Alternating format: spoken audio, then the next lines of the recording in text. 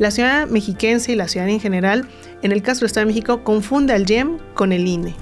En elecciones anteriores, justamente en ese proceso de contar los votos, de llenar las actas, era donde se daba la trampa, ¿no? Porque o contaban mal, ¿no? Podía haber, ¿no? Que primero había más votos de los que debía haber, ¿no? Quizá en esa casilla tenía que haber 100 votos y pues había 200 del nacional, de los propios organismos públicos locales, tienen que ver con esos cotos o espacios de poder que se van generando, a lo mejor, pues hay que decirlo, ¿no? Por ejemplo, en el caso de los propios soples y las tensiones de las salas, por ejemplo, pues cordobistas, ¿no? Con algún momento con el presidente, el expresidente del INE, y eso va generando resistencia. Hola, ¿qué tal? Muy buen día. Tengan todos, les saluda Mario García Huicochea en un episodio más de el podcast de AD, este conversatorio.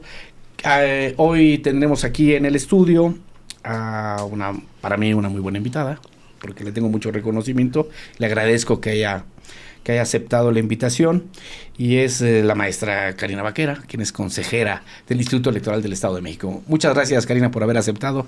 Gracias, Mario, y gracias a AD, y por supuesto pues a toda la audiencia que sigue AD. Gracias, me da mucho gusto estar el día de hoy aquí contigo. A nosotros nos da mucho gusto recibirte, pero sobre todo nos va a dar más gusto, y no solo a mí, creo que a la gente que nos escuche, escucharte, porque es una mujer que tiene muchas cosas que decir. Karina, aquí en el documento que me presentan los compañeros, que me elaboran los compañeros, pusieron que la consejera Karina es una de las voces más críticas del Consejo del IEM. Yo no diría que solamente es de las voces más críticas, es de las voces más libres. Yo le daría más ese valor, ¿no? De las voces más libres, y eso se agradece como ciudadano. Por eso está aquí, y espero que ejerzas como tal. Sí, claro, por supuesto. Bueno, hoy el Instituto Electoral, la autoridad electoral, es un tema de la conversación pública. Mucho por el contexto, ¿no? Estamos en medio de un proceso electoral, quizá uno de los más relevantes. Siempre se dice lo mismo, ¿eh? En cada elección se dice las más importantes de la historia, las más relevantes, pero estas sí por lo menos son de las más grandes, ¿no? En el Estado de México tenemos proceso simultáneo, concurrente, le llaman ustedes, los técnicos, o los que saben, le llaman concurrente. ¿Qué quiere decir? Quizá algunos de ustedes ya lo sepan, aquellos que nos escuchan o nos ven, y quiere decir que tendremos diferentes elecciones en una misma, ¿no? Y hablo en una misma fecha, me refiero, ¿no?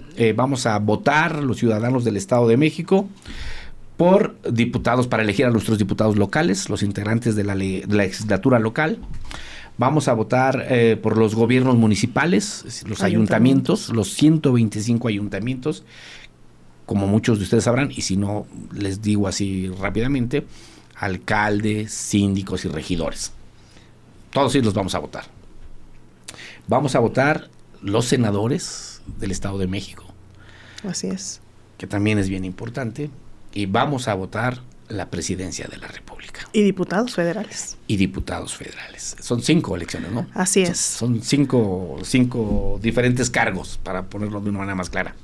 Entonces, pues sí es un gigante, ¿no? Un gigante de elección. Es una elección muy importante, Mario, como bien lo dices, coinciden, y por eso le denominamos concurrente, pero creo que vale la pena compartir con la ciudadanía, pues que coinciden, que ellos van a poder elegir desde, ya lo decías tú, la presidencia, el Congreso de la Unión, que son diputados federales, locales, es decir, ya estamos sujetos a una serie de spots todo el tiempo, porque ya hay ahorita campaña a nivel federal. A nivel local no, y en eso también pues radica mucho esta importancia que tiene el Instituto Electoral del Estado de México, que organiza una elección sumamente relevante. Nada más hasta el momento somos 13 millones de mexiquenses que podremos ejercer ese derecho en las urnas, es decir, que vamos a tener la posibilidad de votar por un proyecto de nación y también votar por los proyectos que consideramos en nuestro municipio y por supuesto también en el Congreso local. Que es bien importante. Quizá obviamente para la consejera es un tema que digamos ya muy dominado, por obligación también para mí, pero yo estoy convencido que para la mayoría o una buena parte de la sociedad en general, y de los electores en concreto, todavía hay muchos puntos grises de la elección, ¿no? Y yo no me canso de cada que puedo, en cada espacio que tengo, en repetirlo. Yo quisiera, si nos ayudas, consejera, a darles una especie como de una guía básica, ¿no? Aquí acostumbramos en los espacios de AD, a muchos no les gusta, pero nos pareció hasta un poco que rompíamos con la circunspección de la información, es decir, hacemos guías para domis, ¿no? Guías para tontos, o guías para ignorantes, o guías para quien no sabe nada de lo que debemos de saber de la elección. Primero, hay que tomar la decisión de ir a votar. Claro. ¿No? Que la fecha concreta es 2 de junio. 2 de junio. El 2 de junio todos podremos acudir a las urnas. Y la gente, ¿a qué hora abren las urnas? ¿Tienen a las 8. A las 8 de la mañana. Y inicia la votación a las 6 de la tarde. Y si hay ciudadanos y ciudadanas que estén formados en la fila hasta que se agote esa fila. Entonces, no, me parece que es muy importante explicarle a la ciudadanía este punto, Mario, porque la realidad es que yo parto de decir algo que es muy real y que tenemos que ser autocríticos y tenemos que tener claro de cuáles son los retos que tienen las autoridades electorales. La ciudadanía mexiquense y la ciudadanía en general, en el caso del Estado de México, confunde al IEM con el INE. Tenemos 10 años de una reforma electoral en donde las facultades que se tenían en lo local se pasaron a lo federal, casi 73, de las más importantes. La capacitación electoral, la ubicación de las mesas directivas de casilla, antes las tenía como facultad cada organismo local, en este caso el Instituto Electoral del Estado de México, que se fundó en el 96, una comisión electoral, después pasó a ser Instituto Electoral y bueno, a partir del 2014 somos organismo público local y nos dicen, incluso en nuestras propias familias, es que tú trabajas en el INE, ¿verdad, Karina? No, es el IEM. Bueno, es lo mismo. No. La realidad es que el INE es quien tiene la facultad incluso de expedirnos a todos nosotros nuestra credencial para votar y los institutos electorales locales, como en el caso del Estado de México, que lamentablemente, y eso ya lo hicimos en el IEM, se hizo un estudio para pues ver cuál es el posicionamiento que tenemos con la ciudadanía y ese estudio dijo cosas muy claras que seguramente quienes nos ven van a estar de acuerdo. Primero, el instituto se le ha ligado siempre en algún momento y antes de esta alternancia, que será muy interesante poder hablar de cómo está ocurriendo ahora esta serie de, la primera alternancia en el Estado de México. Me estás adelantando a los temas, pero bueno, síguele. La primera alternancia en el Estado de México, regresando un poco a esta parte, no nos conocen, nos ubicaban al instituto como una parte que siempre le dio privilegio o que siempre le dio la razón o ayudó, porque así está la pregunta planteada, a un determinado partido político en el poder. Eso es la realidad. Y que además no nos conocían. La ciudadanía mexiquense no conoce al Instituto Electoral de Estado de México. Primer reto importante, porque además nosotros tenemos ya ahora mismo 170 órganos desconcentrados juntas, locales, lugares en donde la ciudadanía puede ir a observar lo que está pasando, Mario. Ahí tenemos una primer parte, ¿no? De este ABC. Hay Instituto Nacional Electoral, hay institutos electorales locales, organizamos la elección de manera coordinada para que todos quienes nos están viendo el 2 de junio tenemos una gran responsabilidad como ciudadanos, que es ejercer ese derecho. Es un derecho humano, hay que decirlo, es un derecho humano y bueno, pues de ahí se derivan muchas otras cosas que seguramente ahorita comentaré. Ya abriste el abanico de los temas así rapidísimo, Karina, pero bueno. Pero vamos a concluir primero lo que acordamos, claro, que es como esta guía básica para el votante nuevo, porque van a acudir a votar muchos jóvenes, ¿no? Sí. ¿Tienen un cálculo de cuántos jóvenes van a votar en el Estado de México? El Instituto Nacional Electoral tiene tenemos el padrón y la lista nominal que nos van compartiendo los datos. Preciso no lo traigo con esa precisión, ¿sí? Pero sí son un número importante de jóvenes. Decir, pues somos 52% somos mujeres, eso sí, pues siempre me he declarado una mujer feminista, entonces esos datos los traigo clarísimos. Pero los jóvenes son un sector muy importante porque pareciera que no les interesa participar. Y por supuesto que están interesados no solamente en participar. Yo creo que las autoridades electorales y los partidos políticos debemos de dejar y debemos de eliminar, de hacer la invitación a ellos a votar como siempre lo hemos hecho. No los hemos escuchado. Tendríamos que acercarnos más a ver cómo ellos están pensando y viendo la política y la vida de simplemente las redes sociales. A ver, claro, ahí tenemos un déficit importante que atender. ¿Tienes una idea de qué porcentaje de los votantes ¿Serán primovotantes o son jóvenes? Pues por lo menos seguramente más de 2 millones de ellos. De los 13 que tenemos en el Estado de México. Sí. O sea, que son bastantes. Es un número muy importante. Pueden resolver una elección. Sin duda. Pues sí, estamos hablando de... Sí, claro. Ellos la pueden resolver. Por eso a nosotros nos interesa mucho hablarle a los jóvenes. Porque sí, creo que, además, esto es algo personal, así pienso yo, solamente yo. No es una cuestión que diga la consejera, ni siquiera que diga lo digo yo. Es que creo que los jóvenes son los únicos que pueden verdaderamente construir un cambio. Es decir, es gente que tiene herramientas nuevas, ideas nuevas y que puede hacer un cambio, ¿no? Puede crear cosas nuevas. Pero bueno, entonces la guía básica sería, primero, distinguir que hay sí son 2 autoridades electorales. Sí, una federal y una local. Una federal. ¿Cuál sería la diferencia sustantiva entre lo que hacen INE y lo que hace IEM? El INE es quien nos otorga la credencial para votar.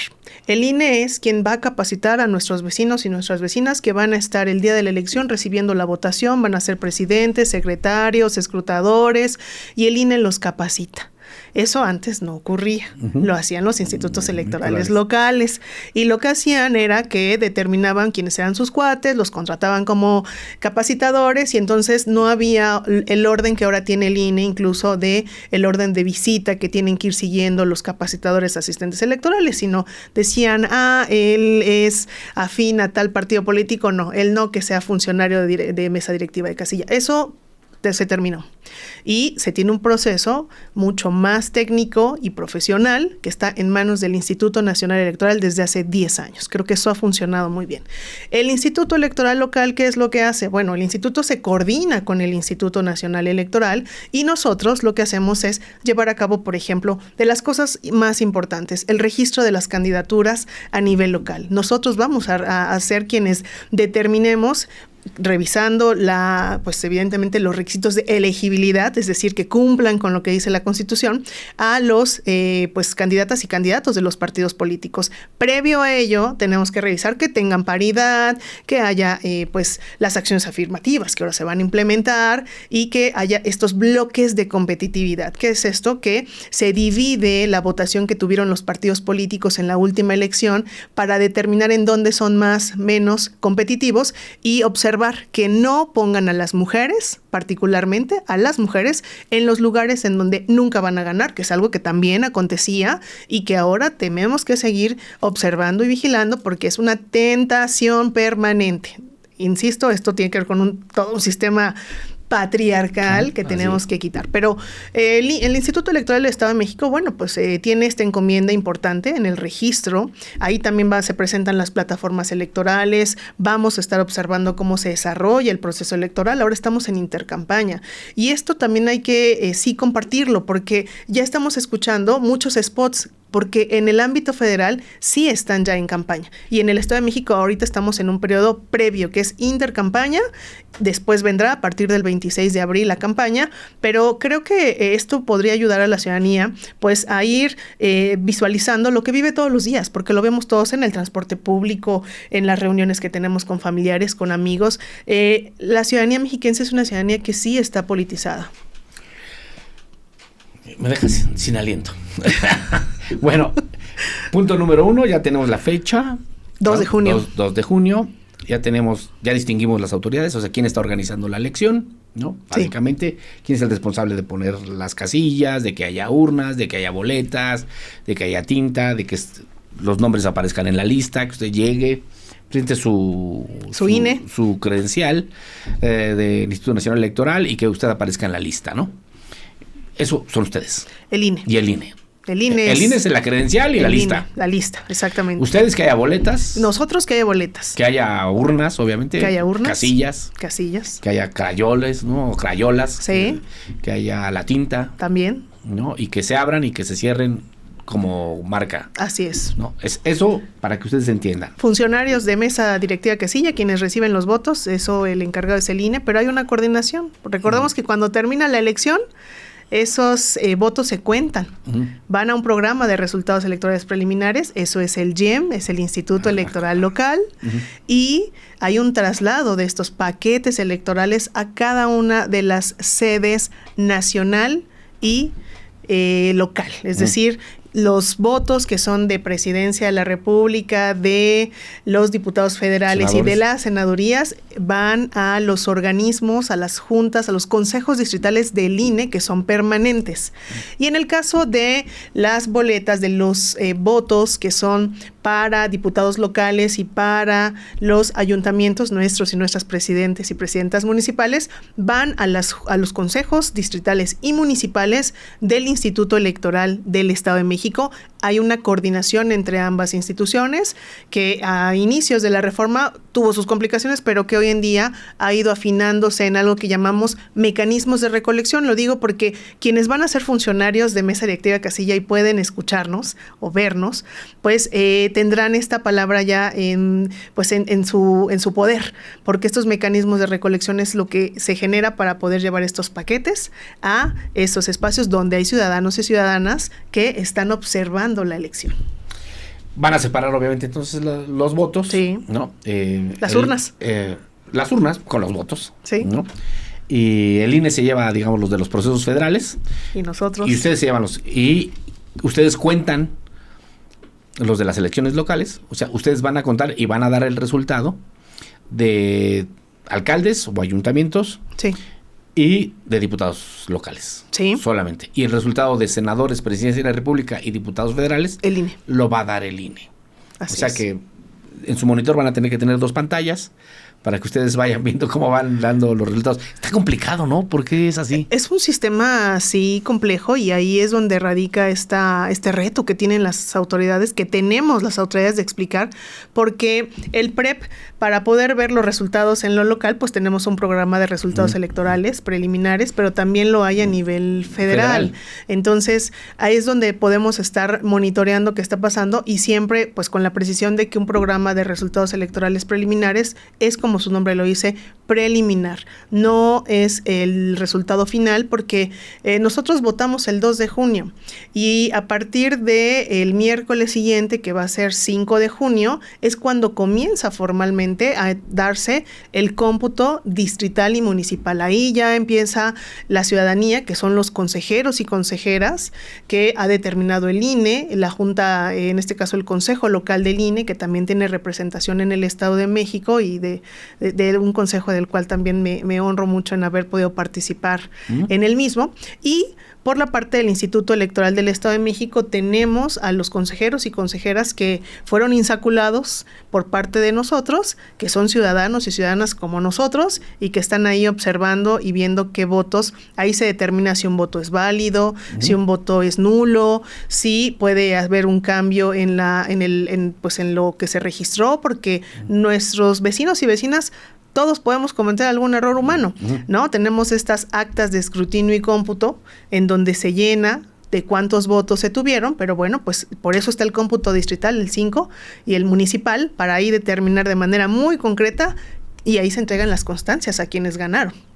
Fíjense que la consejera Karina está diciéndonos algo bien importante, que quizá para usted y para mí resulte un tanto ajeno, pero en el régimen anterior o en elecciones anteriores, justamente en ese proceso de contar los votos, de llenar las actas, era donde se daba la trampa, ¿no? Porque o contaban mal, ¿no? Podría haber, ¿no? Que primero había más votos de los que debía haber, ¿no? Quizá en esa casilla tenía que haber 100 votos y pues había 200. Ya había 200, eran lo que llamaban urnas embarazadas. Sí. ¿No? Eran lo que llamaban las urnas embarazadas, entonces era una parte de la trampa. Pero la trampa seguía, porque era todo un urdimbre, ¿no? Estaba todo planeado. Sí, bueno, o sea, nosotros sabemos, quienes contamos los votos, sabemos que hay más votos, pero nos vamos a hacer como que no vemos. Entonces no solamente damos por bueno que hubo más votos, sino que llenamos esta acta, que es a lo que se refiere la consejera, que es un documento, una hoja, donde dice qué candidato, cuántos votos, y todos los firmaban, ¿no? Porque había representantes de cada partido, había funcionarios electorales ahí de casilla, para que me entiendan, y bueno, pues había ahí básicamente una confabulación, ¿no? Muchos partidos no tenían representantes, pues entonces no podían ni defenderse, o no tenían representante porque también así se prestaban al juego, ¿no? También lo hacían deliberadamente, entonces ahí pues el que tenía las mejores relaciones era el que ponía ahí toda la trampa y entonces llenaban. Entonces esa acta, se cerraba la urna, se resguardaba y entonces lo que seguía, la que tomaban como el documento oficial, era la acta, no necesariamente los votos. Y esas actas se empezaban a sumar. Entonces, si todas las actas dicen que este tuvo más votos, pues ese ganó. Así es. Así era el sistema. Así era el sistema. Hoy eso ha cambiado. Así es. ¿No? Porque hay autoridades electorales más confiables, porque ahorita vamos a pasar ya a la parte más sustanciosa de la conversación. Los partidos están más activos, porque hoy sí hay competencia. Sí, hay competitividad entre O sea, ellos, hay claro. competitividad, entonces ya no es tan sencillo de que no manda un representante. Y pues los funcionarios cada vez son, como lo dijo la consejera, cada vez se eligen con procesos que permiten que no se pueda manipular, ¿no? Así es. Que no se pueda meter la mano. Entonces creo que todos como ciudadanos debemos de tener tranquilidad, digamos, de que hay más garantías de que las cosas no se hacen como se hacían antes. Eso es bien importante. Hay muchos controles, hay muchos tramos de control que ahora son verificados por las instituciones, por el propio Instituto Nacional Electoral, el PREP del Estado de México, pues es avalado y observado por el Instituto Nacional Electoral, ¿no? Entonces sí, hay más candados. La pregunta sería, ya en el caso ya entrando en conversación, creo que con esos datos que eran así como una guía básica para la gente que nos escucha, entramos a la conversación parte sustanciosa. Y la primera pregunta que te haría yo, después de escuchar esto, Karina, hoy en nuestro sistema electoral, no hablo del sistema democrático, hablo del sistema electoral estrictamente. En el sistema electoral, ¿es posible el fraude, la manipulación del resultado?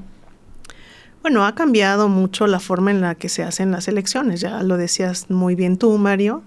Creo que esto de las urnas embarazadas no es que haya quedado, ha quedado en la historia, pero pues evidentemente fue algo que se documentó.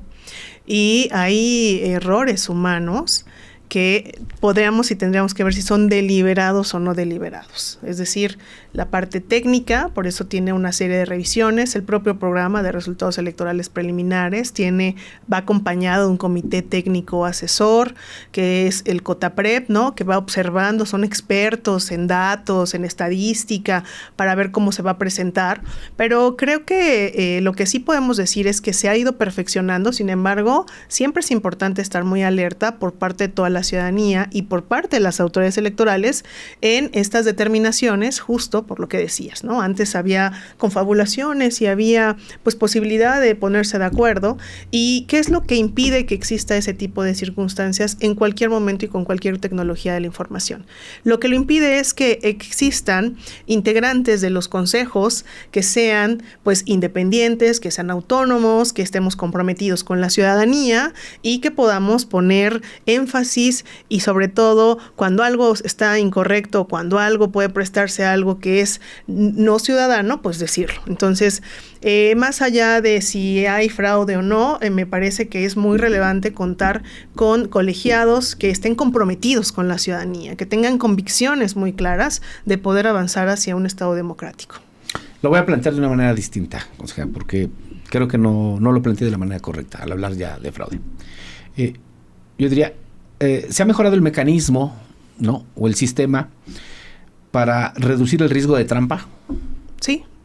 Sí. Sí. O sea, hoy podemos decírselo a los ciudadanos. Sí, se ha reducido, se han generado candados, mecanismos, procesos en donde estamos observados. Y creo que eso es muy importante porque eso ¿qué es lo que reduce? Reduce la posibilidad de un riesgo, de algún tipo de injerencia en lo que implica el proceso interno.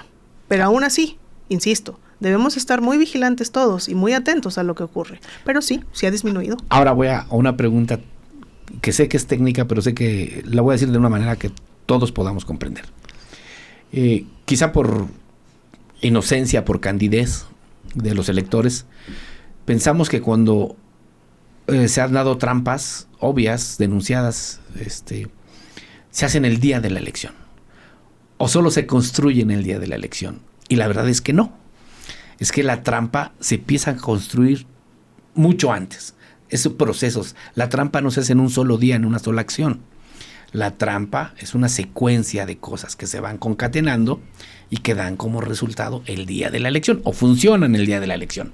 A eso me refiero hasta la organización estructural.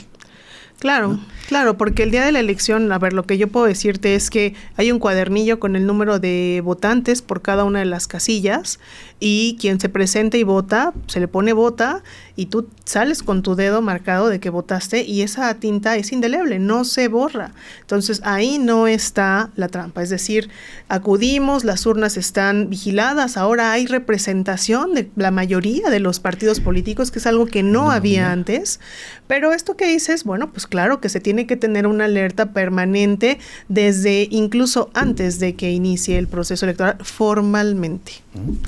Lo voy a decir de esta manera para que la gente entienda. Para poder entrar a uno cuando quiera hay que comprar al portero.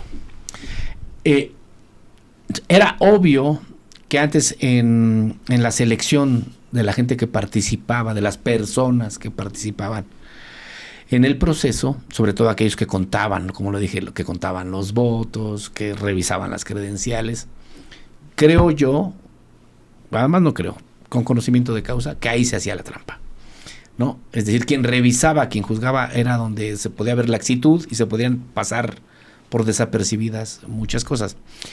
El proceso hoy de selección de esta gente, desde funcionarios hasta ciudadanos comunes y corrientes que participan, ¿es diferente a los anteriores? Totalmente diferente. Y eso nos da garantías. Por supuesto. Pero ¿cuál sería la diferencia? Nos da la garantía de que son ciudadanos y ciudadanas que quieren participar. A ver, hoy en día los capacitadores asistentes electorales están en las calles notificando a la ciudadanía que salió insaculada. De entrada, el Instituto Nacional Electoral generó un sorteo donde sortean el mes. Sortean el mes de las personas que nacen en ese mes, en esos 2 meses, son quienes van a ser buscados para ser funcionarios de casilla. Eso no pasaba antes. Por eso, un poco al inicio comentaba esta parte que me tocó además observarla en el Instituto Electoral del Estado de México, cuando tenía la capacitación y la determinación de la ubicación de las mesas directivas de casilla. Por supuesto que sí eran clubs de aquí los que yo digo van a ser mis amigos, los capacitadores asistentes electorales, y además también ellos llevaban a cabo esa capacitación. No digo que en todos los lugares se hiciera de manera incorrecta, pero en algunos lugares, por supuesto que no había un proceso. En todos, no había un proceso como el que ahora tenemos, como este proceso de selección de, primero, seleccionar a quienes van a ser. Hay una convocatoria nacional, hay una convocatoria que se hace para que seas capacitador o supervisor electoral. Y después viene este sorteo que hace el Instituto Nacional Electoral en la herradura de la democracia con los partidos, con los consejeros del INE, en donde se sortea el mes calendario, en donde se sortea quienes van a ser visitados por primera ocasión, se hace una primera etapa de capacitación, seguramente muchos de ustedes les va ya a llegar o ya les llegó, ya tienen su notificación, participen, es muy importante porque eso legitima el proceso que tenemos. Entonces sí hay garantías distintas y sí hay cambios sustantivos en los que podemos tener que hay seguridad y certeza de que quienes están en esos espacios son ciudadanos y ciudadanas que pueden coincidir o que pueden tener diferencias, pero que finalmente no han sido seleccionados de manera como quisieran algún grupo de personas, sino que es finalmente un sorteo que se lleva a cabo y la visita que se hace y quienes quieren participar. También era común, y tú nos dirás, consejera, por favor, que en el régimen anterior, hablo estrictamente en el régimen priista, hablo del Estado de México, efectivamente. Era común o era una práctica común de que muchos de los funcionarios del Instituto Electoral tenían una afiliación que simpatizaba con ese partido o su origen estaba en ese partido, había hasta ex empleados en ese partido. Y no solo en la parte central, me refiero no solo en es que no quiero llamar alta burocracia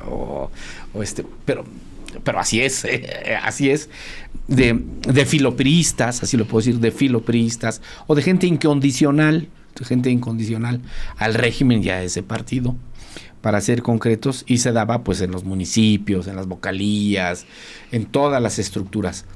¿Hoy es diferente? Totalmente. Hoy es diferente y creo que ha ayudado mucho sí contar con una alternancia política en la entidad. en donde, a ver, esto que tú dices es cierto porque es la historia del Estado de México. Es algo que era real. La alternancia en este estado pues comenzó a surgir pues muy tardíamente. Fue Acción Nacional quien empezó a ganar algunos municipios y después algunos otros partidos, y evidentemente pues había un control homogéneo de toda el estado. Entonces pues era evidente que si no había competitividad, si no había otras fuerzas políticas que contendieran, que estaban surgiendo, que estaban haciendo esta defensa de sus propios espacios, pues era solamente un mismo grupo el que podía ocupar estos espacios, porque se requería ciudadanos y ciudadanas que estuvieran al frente de los mismos. Hoy en día es diferente. Algo que sí es muy importante comunicarle a la ciudadanía es que en esta elección, particularmente de 2024, el proceso de selección de estos vocales, que los vocales son ciudadanos, ciudadanas que participan, y que efectivamente había muchos que habían sido 11 veces vocales, 9 veces vocales, 8 veces vocales, y siempre eran los mismos. Uh-huh. En esta ocasión, por primera, pues cambiamos el CIS, cambiamos todo el proceso de selección. Lo hicimos distinto. Antes el Instituto Electoral hacía el examen, ahora lo hizo un claustro académico. Antes el Instituto Electoral del Estado de México era quien pues determinaba, siempre ha sido así a través de las consejerías, pero no tenía, por ejemplo, otras pruebas o otros elementos para poder allegarse a seleccionar al personal, que es un personal que sí tiene que tener conocimientos, pero que tiene que ser ciudadano porque está en estos espacios, sobre todo porque no somos permanentes, a diferencia del INE. En el INE hay un servicio profesional electoral. En el Instituto Electoral del Estado de México, las juntas, las oficinas que tenemos en cada distrito, en cada municipio, son solamente por el tiempo que dura la elección. Y se hace una convocatoria pública. Pero ahora esta convocatoria le modificamos, pues primero el examen. Segundo, podemos hacer un examen de habilidades transversales. Lo hizo una universidad, la Universidad Nacional Autónoma de México. Y cambiamos las ponderaciones, Mario, que eso es algo muy importante. ¿Por qué siempre quedaban los mismos? ¿Por qué el vocal que tenía 11 procesos electorales siempre quedaba? Pues porque no solamente conocía en directo lo que se hacía en una junta, y entonces el examen lo pasaba de volada. Tenía experiencia. Sí, ¿no? Tenía la experiencia, sino que además los puntajes que se establecían, pues permitían que ellos siguieran estando en esa situación, y quien llegaba nuevo, yo participé alguna vez en mi vida para ser vocal y no me quedé. Yo decía, bueno, pero ¿por qué no me quedé? Si sí estudié, y 15 años después sé por qué no me quedaba. ¿Por qué? Pues porque las ponderaciones en las evaluaciones, no solamente yo, o sea, hablo de muchos casos, de muchas personas, y que fue lo que fuimos analizando, pues es que tenías un porcentaje que le daba siempre a quien tenía mayor experiencia en todos estos rubros, y quien venía, por ejemplo, de ser capacitador asistente electoral, que tenía conocimiento en el campo, pues ahí se quedaba corto, en ese puntaje se quedaba corto. ¿Qué hicimos? Dar igualdad de oportunidades, considerar, por ejemplo, a quien había tenido participación ciudadana, que es algo que no se había considerado, y reducir el porcentaje o el número que le asignábamos a la entrevista. Una entrevista es muy subjetiva, tenía 35 puntos, ahora tiene 20. Entonces, todos estos cambios hicieron que hoy en día los mexiquenses podamos tener 47% de una renovación, de un refresh, que es muy necesario en las instituciones. Yo siempre lo digo, los propios consejeros y consejeras no somos eternos, y está correcto que no estemos en el cargo por mucho tiempo. Nos designan por 7 años y hay un relevo. Tiene que haber un cambio institucional para poder modificar y avanzar, porque si no, se generan prácticas incorrectas como las que llegaron a generarse en su momento con pues estas personas que estaban siempre siendo las mismas, y no dándole oportunidad a muchos jóvenes, a muchas mujeres, a mucha ciudadanía que tiene el ánimo y que tiene ganas de poder participar. Entonces, tenemos casi un 50% de vocales con experiencia, no de 8 y 7 procesos, de menos, pero con experiencia, pero además tenemos nuevos, y aunado a ello, tienen habilidades que les permitieron a ellos llegar. No son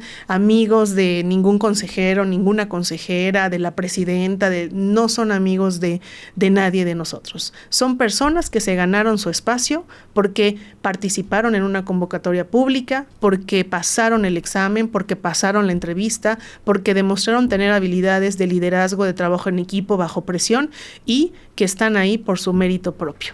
Ciudadano. Eso es muy, muy, muy importante y creo que no solo que haya sucedido, sino que creo que es tan importante que la sociedad lo sepa. Sí. Que ha sucedido.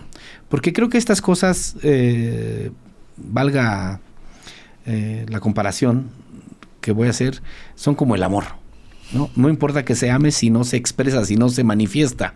Entonces aquí no importa que se hagan muchos cambios internos, quizá que mucha gente ni siquiera, primero no lo sabe y no le interesa, está ocupada, pero que van a incidir o van a tener, se van a reflejar en la elección, porque me queda claro que esto aporta, es un elemento que aporta a una mejor calidad en el proceso. Totalmente. Además, se convierte el instituto en una fuente laboral. Los vocales, y eso tampoco se decía antes. Y yo decía, ¿por qué no se puede decir? Pues hay que decirlo. Un vocal ejecutivo gana 27,000 pesos, un vocal de organización gana por ahí de 22,000 y pues participa la ciudadanía. Hay mucha ciudadanía que participó para ser parte, que viene de sectores privados, que viene de ser un ciudadano, ciudadana, en donde nunca había sido parte del instituto, y eso creo que abona mucho a este reto que tenemos en el YEM, de lo que decíamos al inicio, que conozcan a la institución. ¿Cómo conoces a una institución? Formando parte de ella, dándote cuenta cuáles son los procesos que se llevan a cabo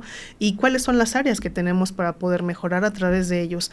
Hoy en día en estas juntas distritales y municipales coinciden y conviven personas que han conocido esta parte de cómo era antes y personas que traen una nueva perspectiva y que están llevando a cabo un muy buen trabajo en todas las juntas distritales y municipales, y eso se observa, cómo lo vemos que va avanzando bien. Tenemos un menor número de incidencias y de correos electrónicos que eran muy, muy, muy asiduos en procesos pasados, con conflictos internos que finalmente merman en un tema que tiene que ver con avanzar en la elección. Entonces, hoy en día sí podría decir que hasta el día de hoy esto se ha reducido y esto de los liderazgos que se tienen, de esta capacitación que se les ha dado, pues creo que ha permeado de una manera correcta. Creo que es un refresh que tiene que llegar para quedarse, Mario, y que por supuesto es perfectible.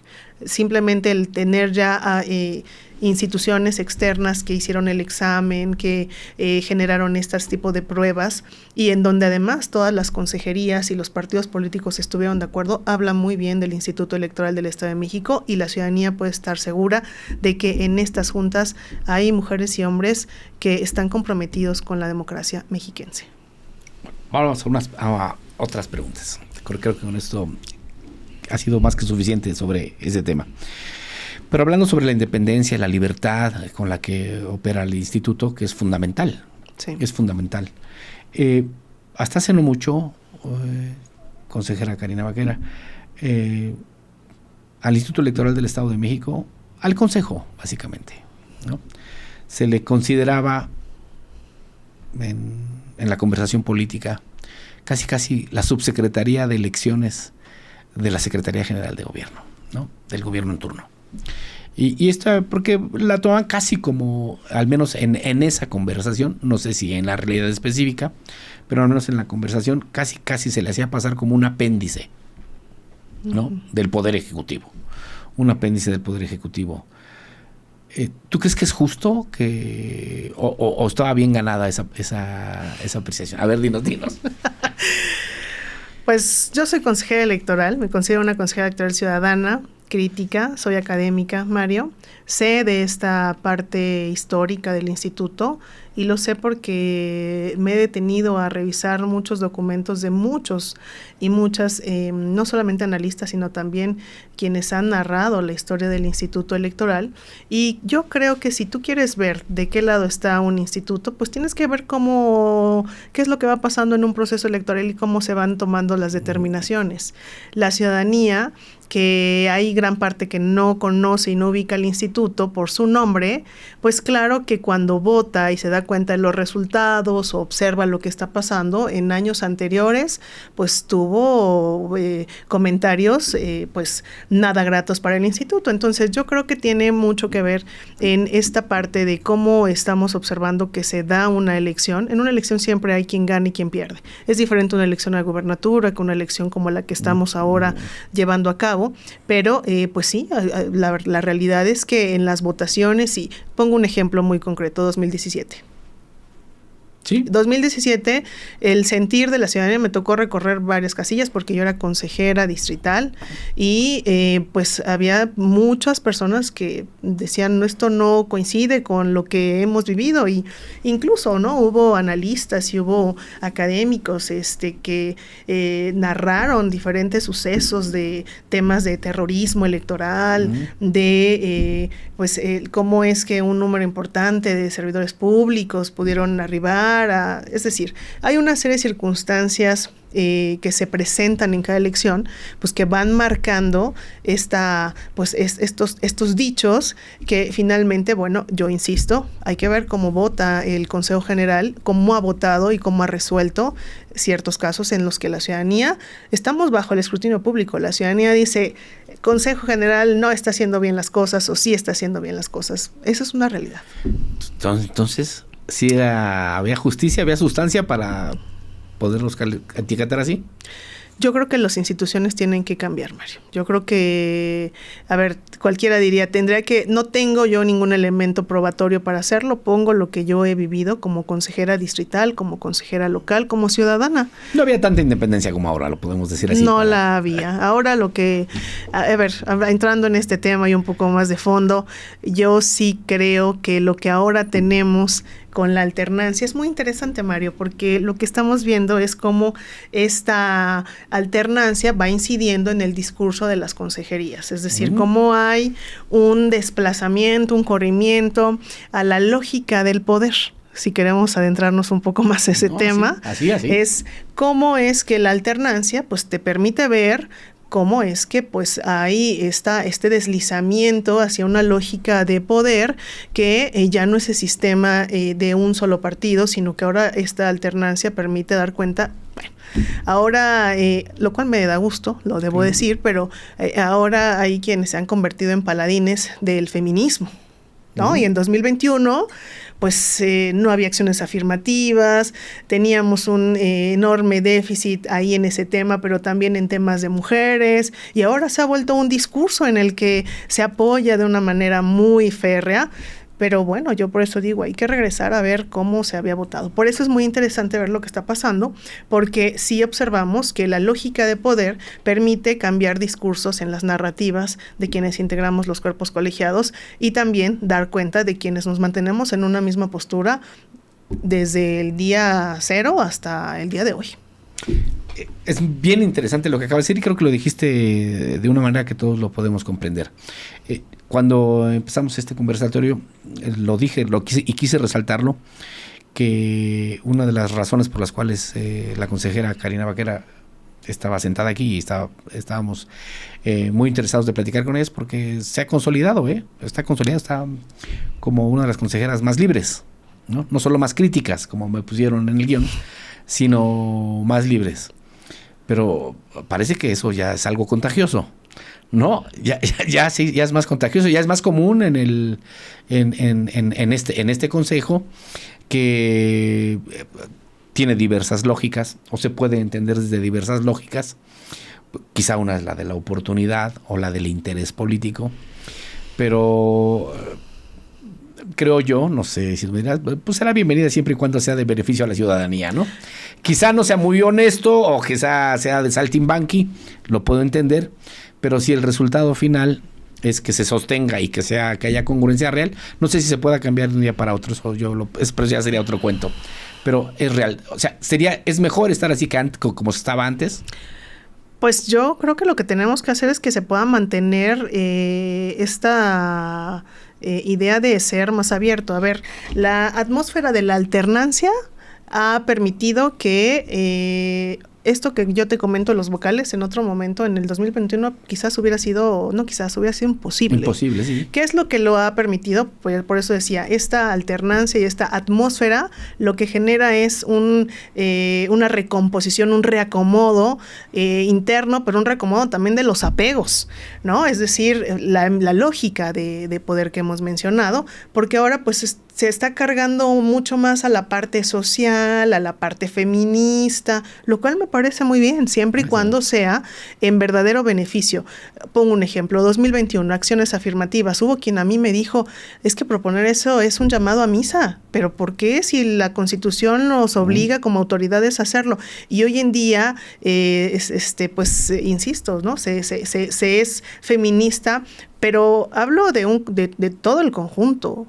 Hubo votaciones, recordaremos, 2021, donde nos corrigieron la plana para el caso de no tener paridad para el Congreso local y solamente hubo 2 votos en contra de ese acuerdo. Y un voto fue del consejero Francisco Bello y el otro fue de Karina Baquera. Es decir, sí hay un cambio, sí esta atmósfera de alternancia pues nos permite ver cómo se dan estas modificaciones en convicciones que yo esperaría que pues ahora sí se tomaran en serio para lo que viene, porque tenemos cuestiones muy importantes. Ahora hablamos de mujeres, es tiempo de poder consolidar esto que se está diciendo y que no se quede en el discurso, Mario, porque en el discurso es muy sencillo, en el discurso todas podemos ser feministas, todas las mujeres y todos los hombres, pero lo que tenemos que hacer es que en la realidad eso permee. ¿En dónde? En la revisión que se va a hacer a estos bloques de competitividad, a este registro de candidaturas, a seguir insistiendo con los partidos políticos a que, ¿por qué solamente el 50%? Si el 50% es un piso mínimo, ¿por qué no vemos 60%, 70%?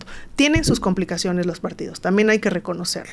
Es una cuestión cultural, pero ahí es donde tenemos que seguir insistiendo y ahí es donde nos vamos a dar cuenta si este discurso es real o solamente es de pose. A mí me queda claro que en las lógicas de poder siempre hay un elemento inesquivable que es la hipocresía, ¿no? Eso tiene que decirse así. Y que tiene que ver no tanto con las ideas ni con los ideales, tiene que ver más con los intereses, ¿no? Y así lo asumo, pero aún así se tiene que reconocer y decir, bueno, si aún así se pone para la causa que tiene que ser, bueno, pues es mejor así que como estaban antes, ¿no? Démosle, avancémosle, claro. Eso es lo que quiero decir. Pero a mí me alienta muchísimo, Karina, como siempre, que tu capacidad analítica se pose en este tipo de cuestiones que a veces parecerían inadvertidas, ¿no? Y este corrimiento que hay interno se me hace muy interesante y es como uno de los efectos, como bien lo dices, de el cambio de régimen, que es también el cambio de reglas y el cambio de formas y el cambio de todo. Eso me parece que es bien, bien interesante porque se tiene que observar primero para ver hacia dónde va. Sí. ¿No? Y hay un reacomodo ahora, Mario. Claro, hacia ahí va. Y hay un reacomodo, no solo por esto, que es este será el proceso que se da después de la derrota del PRI, hay que decirlo, que el PRI sale de la gubernatura en el Estado de México y que con eso pues se vienen en cascada una serie de cambios, ¿no? Que quizá para la mayoría de la ciudadanía todavía son imperceptibles, pero que se están dando. Aquí ya hay un efecto concreto, ¿no? Aquí sí. ya hay corrimientos. Sí, ya es muy claro. En el Consejo General de esas determinaciones se observa. Y que me parecería que son beneficiosas, pues. Totalmente. ¿No? Que es algo beneficioso, que es algo que va a terminar siéndole útil, socialmente útil. A eso me refiero. Pero bueno, también eso no solo se da por el cambio de régimen, y este cambio de régimen también se da hasta por los ciclos administrativos, ¿no? Sí. Están el Consejo ahorita viviendo un proceso de renovación, al menos parcial, ¿no? Van a cambiar, si me equivoco me corriges, están en proceso de cambio 3 consejeros. Sí, es correcto. 3 consejeros terminan su periodo. Es consejero. Y ya se inició el proceso de selección por el INE, ¿no? Así es. Explícanos un poco cómo va a estar. ¿Cuántos miembros integran en el Consejo? Bueno, en el Consejo somos 6 consejeras electorales, una presidencia del Consejo, en total somos 7 miembros, y el caso del Estado de México pues ha sido un caso muy interesante porque cuando las renovaciones, decíamos, no se puede eternizar en el espacio y en el espacio público porque eso no le viene bien a la ciudadanía y a las instituciones. Tiene que haber renovación. Tan hay renovación que hay elecciones periódicas, ¿no? Pero claro. bueno, en estos espacios que son espacios ciudadanos, en donde los consejeros y las consejeras sí deciden cuestiones pues, de carácter político en función de la organización de una elección, pues a partir de la reforma de 2014, antes, ¿quiénes elegían a los consejeros y consejeras? Los elegía el poder legislativo de cada entidad y el gobernador pues tenía una injerencia importante en esta designación. ¿Qué fue lo que se trató de evitar con la reforma de 2014? Que quitarle este poder que se tenía en lo local y hacer un procedimiento que ha ido cambiando y que yo creo que siempre estará sujeto a revisión el mismo, como todos los procesos. ¿Y cómo somos seleccionados? Bueno, pues nosotros participamos en una convocatoria pública, en una convocatoria en la que tenemos que cumplir requisitos y además vamos pasando ciertas pruebas. Primero hay un examen de conocimientos generales, después, en el caso de lo que a mí me tocó ahora, no sé cómo, creo que hay algunos cambios, no los tengo yo precisos, pero cuando yo participé es un examen, hacer un ensayo, los mejores 13 perfiles pasan a la siguiente fase, después viene un ensayo que es evaluado en su momento. Yo participé 2 veces, la primera ocasión fue evaluado una por el CIDE, otra por el Colmex. En la primera ocasión no corrí con la fortuna pues no pasé las pruebas, entonces pues tuve que esperarme a la siguiente vuelta y participar de nuevo. Y después de los ensayos viene ya una parte de entrevistas en donde el Consejo General del INE nos entrevista. Entonces las renovaciones comenzaron, por ejemplo, en su momento con 3 consejerías y ahora son cada 7 años. Cada 7 años se renueva y va por 3. En este momento hay una convocatoria para 3 consejerías. Los compañeros consejeros se mantienen en su cargo ahora. Ellos están formando parte del Consejo General, de las decisiones, de las determinaciones y lo serán hasta que concluya su encargo pasada incluso la elección. Sí, van a participar ustedes en la elección. Claro. Sí. A la par se está llevando este proceso de selección y bueno, pues eso ya lo decide el Instituto Nacional Electoral. Son los cambios que ha habido. Antes era la legislatura local, el Congreso local con el gobernador, después pasó al INE, al IFE, INE, bueno, no, ya al INE, porque ya fue 2014, sí. INE, y es como se va renovando, ¿no? Nosotros que fuimos designadas en 2020, pues nosotros terminamos en 2027. ¿Quiénes son tus compañeros que se van? ¿Nos puedes decir si los tienes en la memoria? ¿Quiénes son tus compañeros sí, que terminan? los que concluyen en este periodo es la consejera Durán, el consejero Bello y la consejera López Bringas. ¿Los vas a extrañar? Yo creo ahora que se vayan. A mis compañeros, a mis colegas. Vaya, sí, ¿los vas a extrañar o no? Pues mira, yo creo que son momentos de... O sea, ¿no te va a dar nostalgia cuando ya no estén? Pues la verdad es que no creo. No. Seguramente. No creo, porque yo creo que el mundo electoral es muy pequeño. Debería de ser más abierto, debería de ser mucho más. Por eso creo que no los voy a extrañar, porque estoy segura y cierta que los voy a ver en otros espacios y que tendrán que ver con una cuestión electoral. Son profesionales en el ámbito. Arribamos a un Consejo General a través de una prueba. Tenemos conocimientos y bueno, sin duda, por supuesto, hay con quienes has coincidido más, ¿no? Podría decirte que en el caso de acciones afirmativas y temas de género, Bello, ¿no? Me parece que ha sido importante la voz del consejero Francisco Bello, porque no solamente es una voz masculina que está o que en su momento pues externó su su sentir respecto a los proyectos en los que coincidíamos. Sin embargo, pues prácticamente, tenemos que dialogar con todos y todas, Mario. Y decir, porque creo que más allá de extrañar o no extrañar, lo que vale la pena o lo que yo considero que la ciudadanía tiene que saber es que no somos amigos. Se puede generar una amistad, pues por supuesto, pero somos profesionales, somos consejeros que tenemos diferentes visiones de Estado, de la institución, del cargo, tenemos convicciones. En algunos casos yo tengo una convicción muy clara, ¿no? De lo que implica el servicio público, de lo que implica la cercanía a la ciudadanía, de lo que implica estar cerca en terreno. Entonces, más allá de extrañar o no, pues siempre se presentan circunstancias de tensiones. Hay tensión, ahora mismo lo vemos en los diferentes ámbitos, ¿no?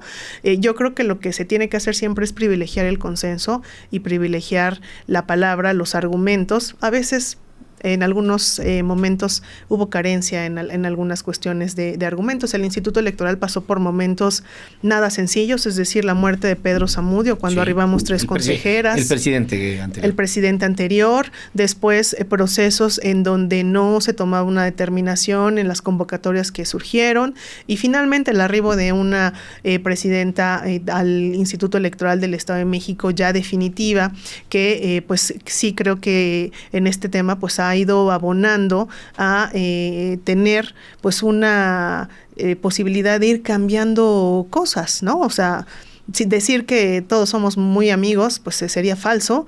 Sí reconocer y sí también decir que ha habido cosas en las que yo de manera muy concreta dije en qué no estaba de acuerdo y con quién no estaba de acuerdo. Entonces, más allá de extrañar, yo lo que celebro es que por fin haya cambiado esta visión, y esperemos que esta ahora marca feminista la podamos ver reflejada en las siguientes etapas del proceso. Sí, lo dice la consejera. Por supuesto que la pregunta que le hice se le hice con toda la mala intención.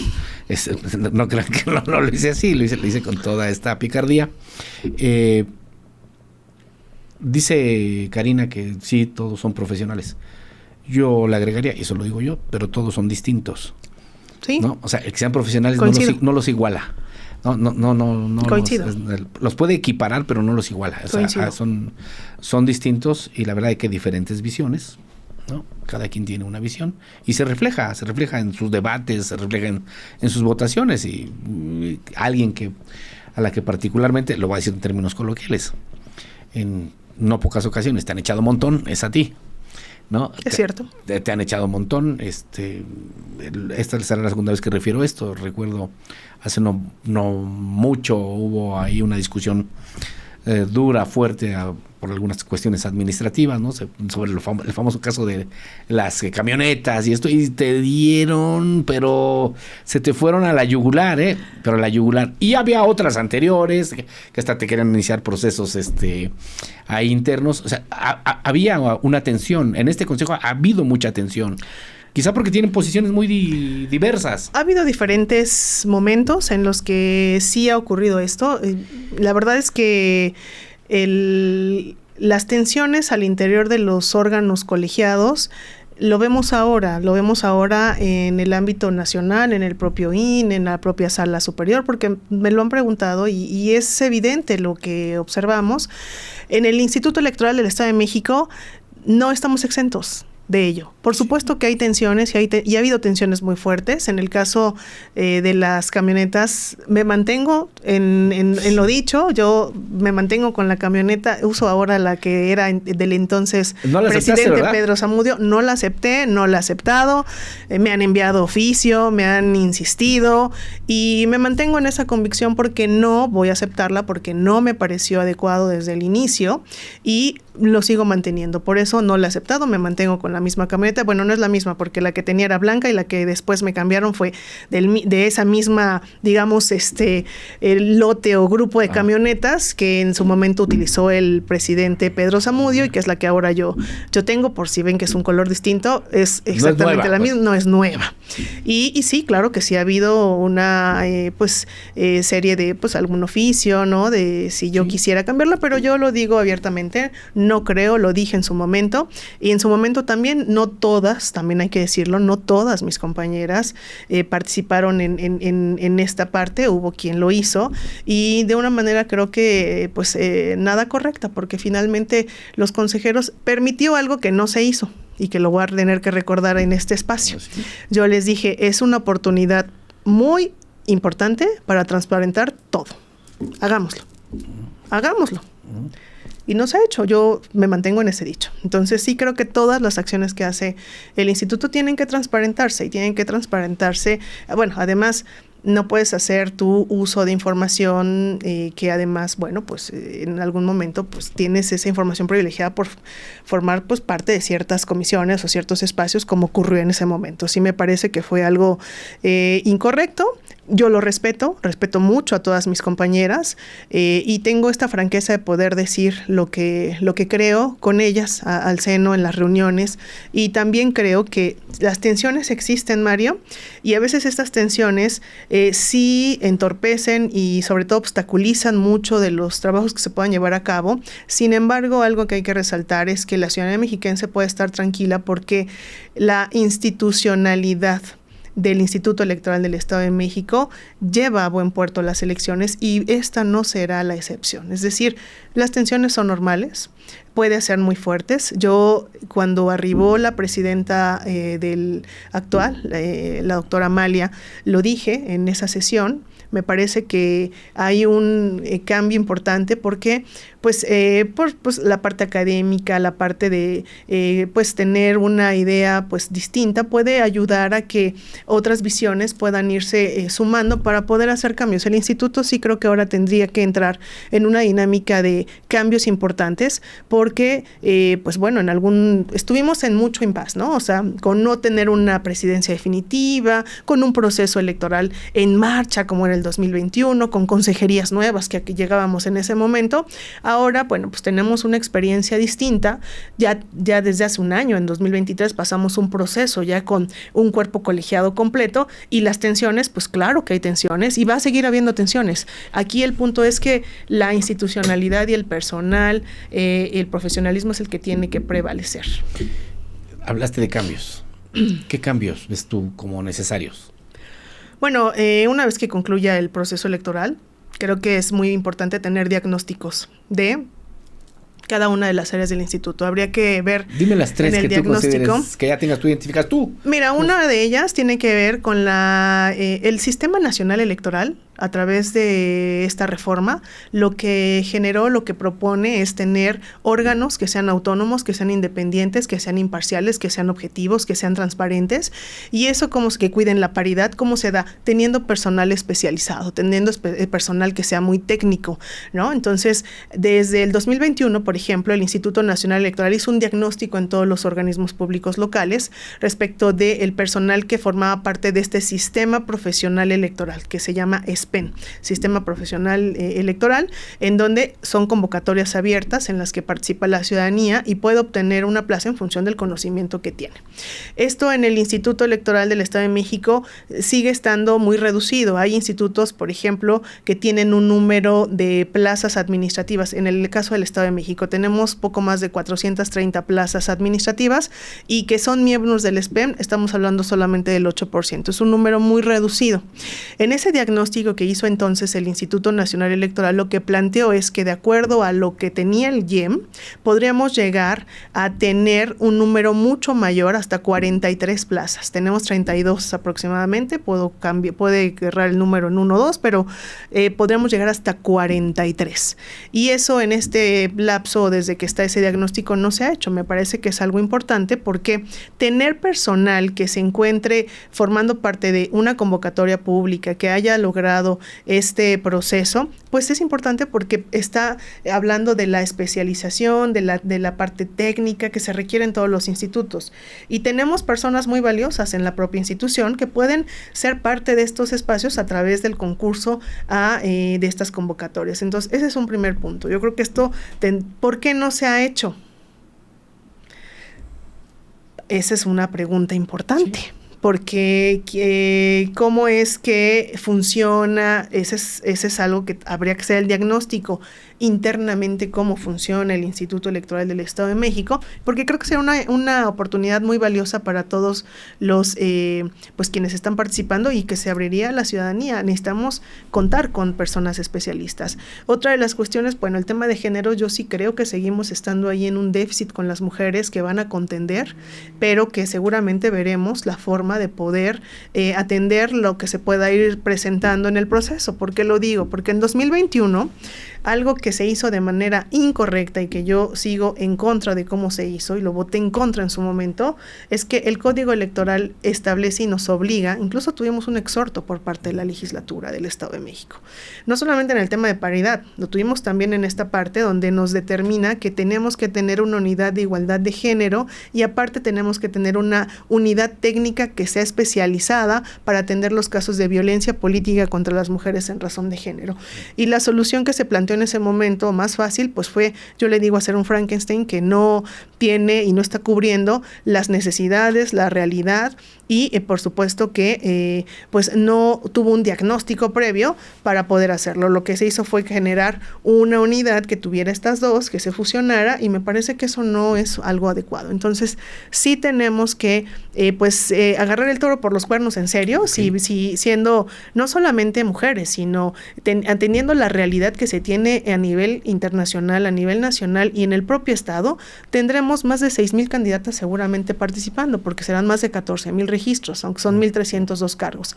El 50% tienen que ser mujeres. Entonces tenemos que tutelar que ellas puedan estar en espacios, contendiendo en espacios seguros, libres de cualquier tipo de violencia. Hay avances, pero este tema de la cuestión de género me parece que es fundamental. Y la tercera, creo que el Instituto Electoral del Estado de México tiene que comenzar a generar procesos de mayor o de una transparencia que la ciudadanía nos crea en todos los procesos, más allá de que sea una cuestión técnica y que no sea el consejo, todo lo que tiene que ser recurso, todo lo que es recurso público, todo lo que el Instituto Electoral del Estado de México hace tiene que estar basado en una visión de ética, de profesionalismo, pero sobre todo de transparencia, porque no nos olvidemos que es recurso público. Por eso no acepté la camioneta, porque yo te pregunto, Mario, ¿en qué lugar de trabajo a los ciudadanos mexiquenses les otorgan un vehículo? Tú te lo tienes que comprar.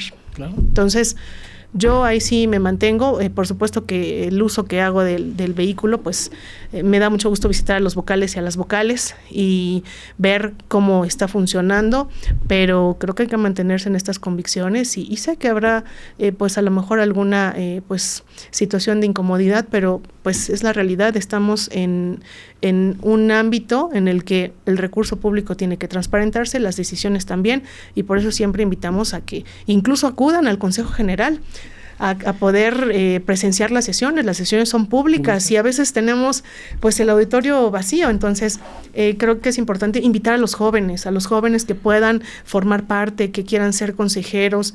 Ahora los vocales, me da gusto ver que ellos, muchos eran capacitadores, asistentes electorales, Mario, muchos eran supervisores electorales y ahora son vocales. Ha sido algo importante en lo que contribuimos, ahí sí debo decirlo como es, todas las integrantes del Consejo General, porque fue algo que se votó por unanimidad. Sin embargo, bueno, tenemos estos pendientes que pues tendremos que ir pues atendiendo. Pero es un tema que creo que es bien importante y que a mí particularmente, como periodista, me llama la atención, porque es un tema que, al menos con la mayoría de los consejeros que yo he platicado a lo largo de mucho tiempo, no digo de la actualidad, sí, sino de mucho tiempo, hasta con presidentes anteriores, es un tema como incómodo o como que evitan. Sí. Y que yo entenderé si tú también no quieres tocarlo, porque no te invitamos a ponerte en apuros, ¿no? Con ese tipo de cosas. ¿Qué es el tema? Lo voy a poner así. Cuando los mexicanos nos enteramos de Edmundo Jacobo en el INE, todos dijimos, wow, ¿y cómo se nos pasó a todos? Y más a los periodistas, ¿no? ¿Cómo no sabíamos? ¿Cómo no nos damos cuenta que había una figura así, que tenía tales actividades y que tenía tanto tiempo trabajando ahí? Porque a mí, al menos a mí, y creo que a muchos, nos hace un contrasentido que una institución, ¿no?, que se encarga de la construcción de la cultura democrática, de la cultura democrática, tenga funcionarios, ¿no? Pues que tienen pues 30 años en la institución, pero a lo mejor 14, 15, 16 años desempeñando un cargo. Como que se me hace un contrasentido, ¿no? ¿Cómo? No, es un contrasentido. Y es el tema aquí, lo digo con toda seriedad y con toda consideración y respeto además también, el tema del secretariado ejecutivo, ¿no? De la Secretaría Ejecutiva del IEM, donde su titular pues ya tiene bastantes añitos. Hay bastantes, no sé, creo que el cargo debe tener 14, 17, por ahí más o menos, ¿no? Sí. Y que es quien para que la gente lo pueda comprender, es quien controla, digamos, o se hace responsable de toda la parte administrativa del IEM, ¿no? Del instituto, ¿no? Es quien está en cargo de los recursos, quien maneja todo eso. ¿Tú qué opinas? ¿Tú qué opinas? ¿Debería entrar en estos cambios o no debería entrar en estos cambios que tú prevés? ¿O cómo? ¿Cuál es tu opinión primero? O sea, yo creo que las instituciones no pueden permanecer con personas que nos eternicemos en estos cargos. Lo decía con las consejerías.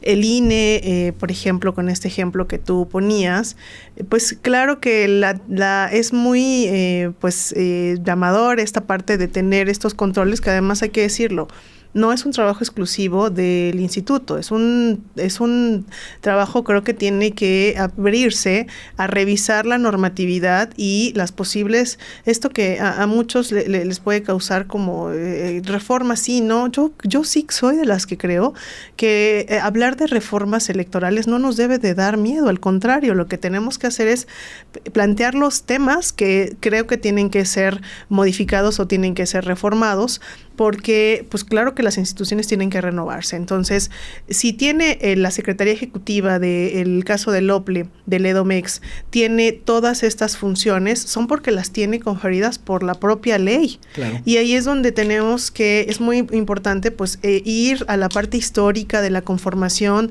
de lo que fue esta comisión electoral en su momento, cómo se da el cambio, cómo ha vivido momentos muy de quiebres muy importantes el Instituto Electoral del Estado de México, en donde en algún momento incluso a todos los consejeros les dijeron adiós, ¿no? Entonces, el instituto ha pasado por momentos muy, muy complejos, pero ha salido adelante de ello. Yo creo que sí tendría que ser parte de los cambios, porque la ciudadanía mexiquense, al menos la que sí nos conoce, la que sí ubica al instituto, pues está pues esperando que pueda haber pues ciertas modificaciones en función pues de lo que vamos viviendo día a día, Mario. Entonces, yo creo que hay que reconocer el trabajo que se hace, porque no es sencillo tener una serie de facultades enormes y de un gran listado de ellas, y hacer que funcione de manera correcta y adecuada. Hay cambios ya que se están dando. Las vocalías son un cambio importante, es una estructura de 385 personas. El caso de las consejerías, hablamos de 2040. ¿Qué tuvimos ahí? Tuvimos una convocatoria en la que hasta hace por lo menos 4 o 5 procesos atrás se inscribían más de 9,000, 10,000 personas, y en esta convocatoria no había quien se inscribiera. Yo siempre preguntaba, ¿por qué ahora no hay quien se registre? Entonces, creo que los cambios se van dando en función de las coyunturas, de esta oleada también de alternancias que bajo cualquier circunstancia en una democracia siempre son importantes, y pues sí me parece que hay que revisar las facultades que se tienen, pero no solamente en esa parte, sino en todo lo que implica. Y ahí va otro tema, perdón por el asunto feminista, pero el procedimiento especial sancionador, este procedimiento que las mujeres que tienen para poder pues decir que están siendo violentadas.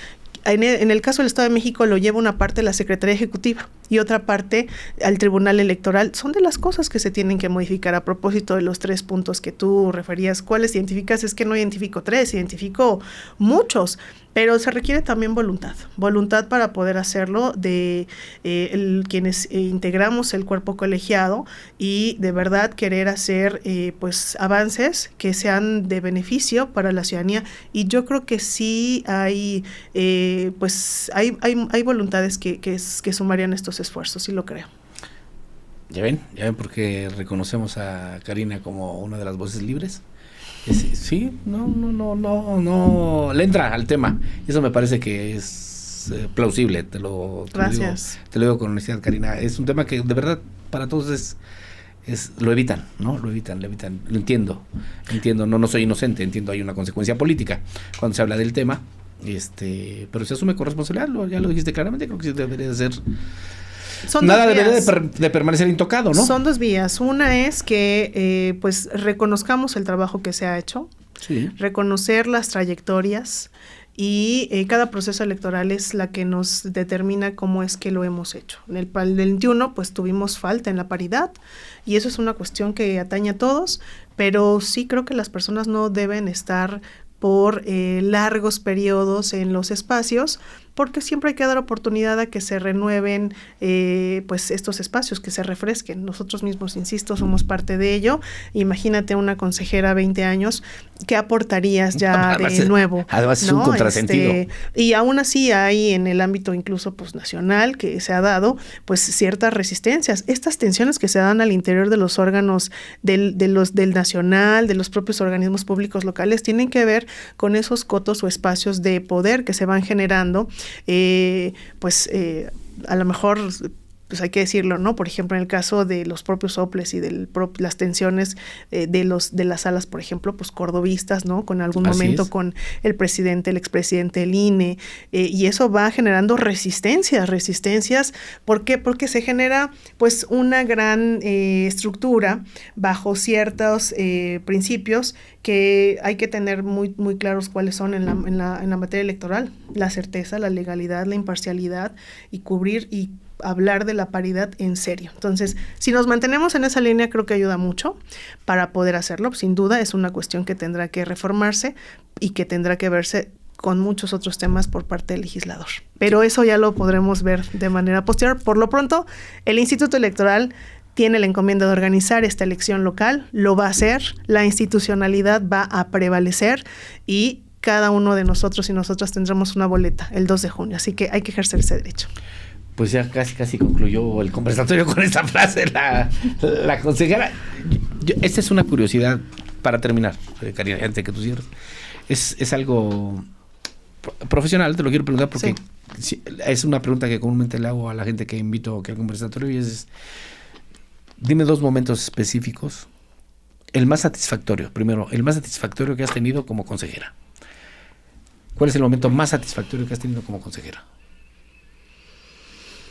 Ay, el momento es una pregunta muy complicada porque es que he habido muchos momentos muy satisfactorios, pero sin duda para mí uno de los momentos más satisfactorios ha sido esta modificación a este sistema, a esta convocatoria, esta apertura de la ciudadanía mexiquense, que debo decirte, Mario, que yo ingresé al instituto en el 2020 y fue algo que yo puse sobre la mesa desde ese momento, y los cambios son paulatinos y son paso a paso, y hay que tener paciencia, perseverancia, pero sobre todo consenso. No hay que dejar de tener esa paciencia y esa persistencia, porque 3 años después, algo que me dio mucha satisfacción es que tenemos un proceso renovado, con una renovación de casi 50%, en donde me da mucho gusto ver a vocales nuevos que dicen: soy parte del instituto, yo quería ser parte, no lo había logrado, ahora lo soy. Creo que ese es un momento importante para mí. Y ahora, en contrasentido, ¿cuál ha sido el momento más complicado en estos años que tienes en la consejería? ¿Complicado o desagradable? Ha habido muchos momentos desagradables. Dime, el que tú y muchos momentos muy complicados. Desagradable. El más desagradable quizás, más que desagradable, complicado, porque lamentablemente se ponía en riesgo la elección, es decir, ser consejero o consejera no te da el derecho de nublarte y de no darte cuenta que está en riesgo el derecho de millones de mexiquenses. Quizás el momento más difícil para mí en el instituto fue en 2021, cuando estábamos hablando del programa de resultados electorales preliminares. Ese fue un momento muy complejo, de sesiones de 4 horas, de mucha tensión, de mucha presión, pero sobre todo de mucha obstaculización, en una encomienda que finalmente, yo siempre digo, en el barco, hablando de los temas coloquiales, en el barco estamos aquí todos y todas, y tenemos que afrontar estos temas. Entonces, sin duda ese fue el momento más complejo, pero puedo decir que salimos bien librados, todo el instituto, porque no estamos hablando de una comisión o de una consejera, sino de atender el derecho humano que tienen los mexiquenses, y que tuvieron en ese momento de decidir en las urnas quiénes iban a ser sus diputados locales, contar con un PREP que fuera confiable, que funcionara, y que ese también ha sido otro momento satisfactorio, que los partidos políticos pudieran reconocer el trabajo del Instituto Electoral del Estado de México en ese programa de resultados electorales preliminares. No es nada sencillo, entonces creo que esos son. Bueno, pues yo te agradezco mucho. La verdad creo que nos has dicho cosas que sí nos aproximan Muchísimo, muchísimo. Primero la labor del instituto, nos diste muchos elementos para entender cómo funciona hacia adentro, cómo piensan, cómo eres, para conocerte, para que te conozca la gente, quién es Karina, y porque nosotros decimos que es independiente y porque decimos que es crítica, ya la escucharán ustedes. Te agradezco. ¿Con qué quieres cerrar el conversatorio, Karina? Pues a mí me gustaría invitar a la ciudadanía, a quienes siguen AD, a que puedan compartir esta información, a que participen activamente, a que acudan a votar el 2 de junio, que sepan que va a haber una boleta para todos y todas ellas, y sobre todo que sean parte de esta... Tenemos que erradicar el abstencionismo que se tiene. Es un tema que no tocamos, Mario, pero que es importante porque sí vemos y observamos que hay comportamientos en donde hay municipios, distritos que tienen una lista nominal muy grande. Estoy hablando de Catepec, Nezahualcóyotl, Atizapán de Zaragoza, el Corredor Azul, y hay índices de participación pues menores, incluso en algunos del 50%. Entonces, creo que participar legitima el trabajo que se hace. Finalmente, el Instituto Electoral del Estado de México funciona con recursos públicos y siempre lo digo, son recursos tuyos, son recursos nuestros. Es muy importante que votes. Muchísimas gracias, Karina. Gracias a ti, Mario. Siempre es un placer estar en este espacio. Si tienes alguna sugerencia o te gustaría que entrevistemos a algún personaje de la política mexiquense, deja tus comentarios abajo. Nos encanta escuchar tu opinión y estar en contacto contigo. Por último, no olvides seguirnos en todas nuestras redes sociales: Facebook, X, Instagram y TikTok. Ahí puedes encontrar el contenido exclusivo y participar en conversaciones sobre las noticias del día. Muchas gracias y nos vemos la próxima semana.